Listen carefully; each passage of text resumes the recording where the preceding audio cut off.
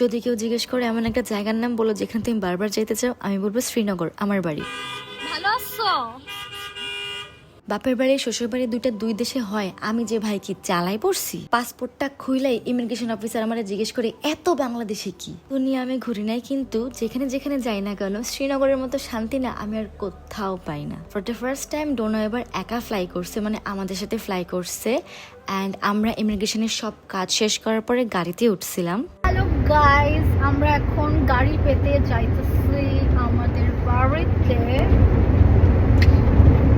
অনেক মজা হবে, অনেক ফান হবে, অনেক টেস্টি হবে। আমাদেরই বিয়ে, যার বিয়ে তার খবর নাই, পাড়াপড়শির ঘুম নাই। পাড়াপড়শিও না, আরেক দেশ আমরা থেকে, অনেক শপিং করছি, আরেক দেশ থেকে আমরা ফালাইতে ফালাইতে আসছি। বিকজ আমরা বিয়ে অ্যাটেন্ড করব। Yeah. বাড়িতে ঝামেলা করে আসছি আমি। আর আমি এয়ারপোর্টে ঝামেলা করে আইছি।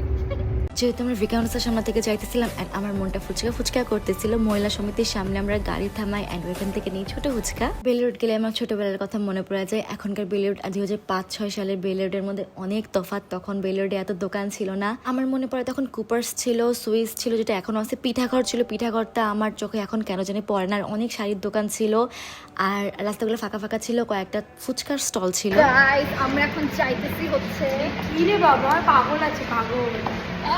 ম্যাটশেপ থেকে আমরা যে বার্গারটা নিয়েছিলাম ওইটা আমরা রাস্তায় যাইতে চাইতে খাইছি অ্যান্ড এই নাচটাও কিন্তু রাস্তায় আমরা উপভোগ করছি।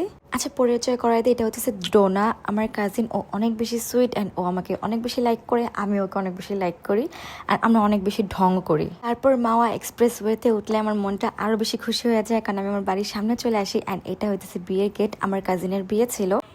কি একটা লেবাস ধরছস, দেখ। এই ফোন থাকবো না, এমন করিস না। দেখ তো মোবাইলটা দেখ, নি দেখ বানায় লাইছি। আও ফোনটা দেখাও, কি দিয়া লিপস্টিক দেয় দেখছস? বড় ফুল। তুই আমার মোবাইল কিন্তু ওইবার আসার মাস ঠিক করে দাও। গাদা আমাকে একটু না, বডি যখন দেখাইবেন না তখন আতো দেখাবো। আজকে আমি হিজাব পিজাব পরে আইছি, দেখো আমার হাতে অ্যাকাউন্ট দেন না।